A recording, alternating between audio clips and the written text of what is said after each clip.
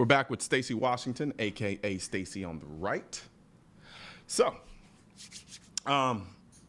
you carry concealed, like you mentioned earlier. So, what is it that you carry exactly? Well, I have like 1,800 concealed carry guns. So I'm going to ask you, what guns do you conceal, if not only? I have two that I carry concealed. One is it's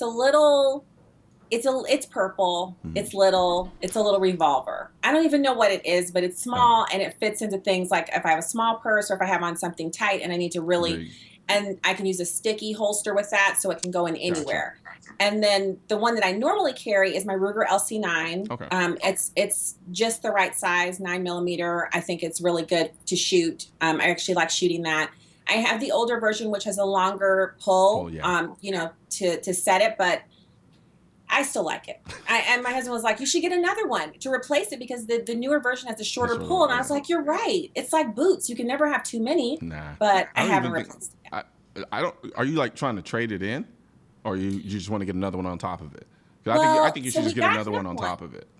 Well, we got him an M&P Shield, and I got him a 1911 for Christmas. And so I was kind of like, well, we could just get one more, and then I'd have like a backup. Mm-hmm. And he kind of looked at me like, you should trade it in. And so we haven't really discussed it again since Don't trade it in. Keep it. Just get another one. That's what I thought. Yeah, I mean, you're with me, right? Yeah. I'm telling him tonight at dinner, you know what? This is what's been said. You must now, yes. Tell him it's absolutely imperative that you buy another gun. Don't trade it in. Buy another one. I agree. I like it. But yeah, I have the little purple one. That was an impulse buy. We were there buying something for my husband, and we bought a firearm. It's a rifle, but it has a stock that folds down so you can carry it in a backpack. Gotcha. And we bought that one, and then I saw the little, like, it's not even purple. It's more like light lavender colored. And I was like, this is for me. I mean, I'm telling you, I actually have a picture of it on my Instagram if you want to go check it out. It's because usually I carry the studio and me and my producer would break out our little concealed carries and take pictures. Like, look at us. We're at the studio. Show it down. We have guns inside the studio. So we're doing all that. But I like having a lot of them. Like, it's fun. We just bought a 45. I'm almost to the point where, because we were at the... what is it, the Cabela's? Yeah. And so the guy thought, I don't know what he thought, but he was like trying to tell us about how it was okay to buy a few guns. And he said, you might want to try, I don't know if you guys have tried it, an AR-15. I was like, we have one of those. It's custom built. He's like, well, you might want to look at this M&P Shield. I said, I just got to have that. Anyway, he named off a few more. I was like, we actually do have that. Yeah. We actually have that. And he was like, oh, I see. So you guys need me to help you. I was like, we want to buy a gun. But yeah, we have a few. So it's fun. I love it because no matter how many of them, I'm like, okay, if I just get this one more, that should be good. Then someone will be on YouTube, yourself, and I'll be like, what's that? And then the next thing you know, I'm sorry. Dinner table. I'm not sorry. No, take that back. You should be sorry. I enjoy it. Get a great deal. I love it. That's awesome. So, all right, so recently it's been reported that women and blacks are helping to drive gun sales. One theory is, that's popular online is that women and minorities fear for their safety in Trump's America. What do you think about that theory? Okay, I did look. The day after the inauguration, the day of the inauguration, I've been checking. We have a window right at the front that I can glance out of this office and see. And I've been looking for the cattle cars to take me off to the concentration camp because I'm black, I'm a woman, I'm a conservative.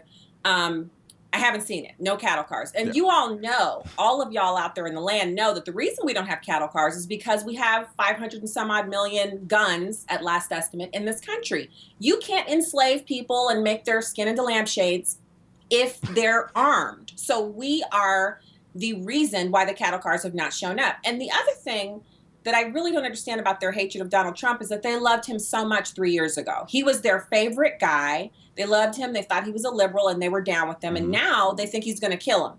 My thing for them is, like they said, if you really think somebody's going to come get you, get yourself to a CCW class, then get yourself some advanced training. And then once you have your firearms locked up and you're strapped everywhere you go, except the federal buildings,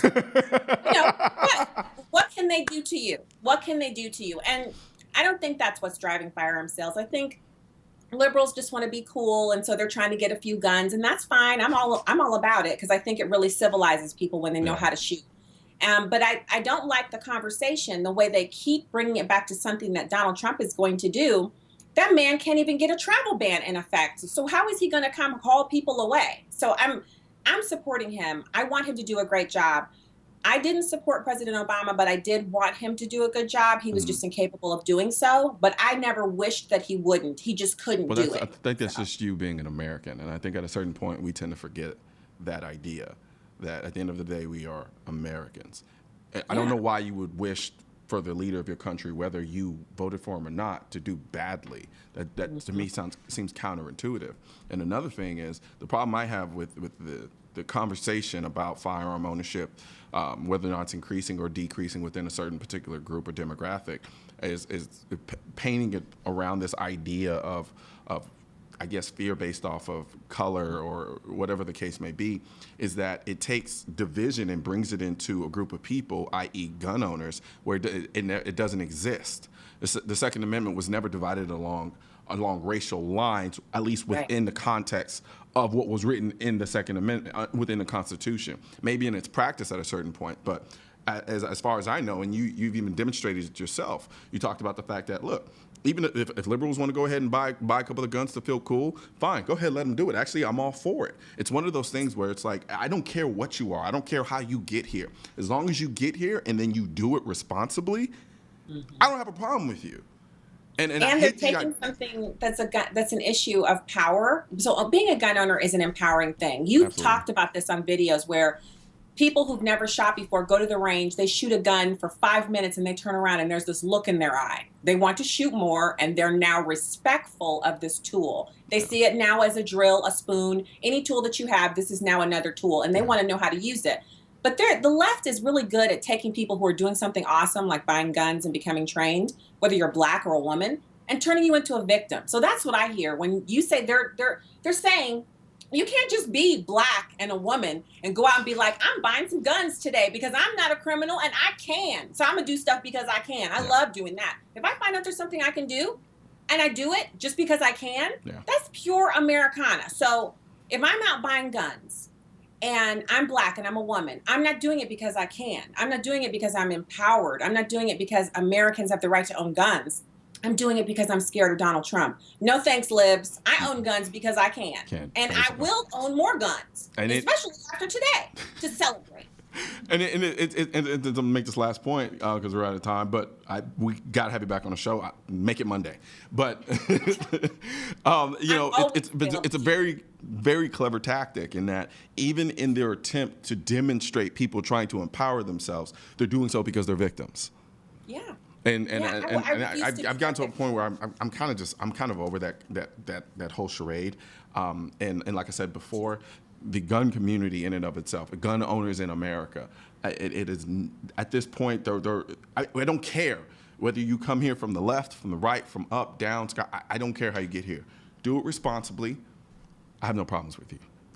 Me too. I welcome you. Join us. There's room over here for you. Yep. And your guns. You heard it. You heard it from Stacy on the right. Thank you very much. Look, and come back, whether it's Monday, Tuesday, Wednesday, I don't care, sometime during the week. Just come back on the show and we can finish this conversation. Thanks, Colion. Absolutely. It was a blast. Thanks for joining us for another great episode and another great week on CN Live. We'll see you back here on Monday. I'm Colion Noir, and I'm out. You better not cut it early.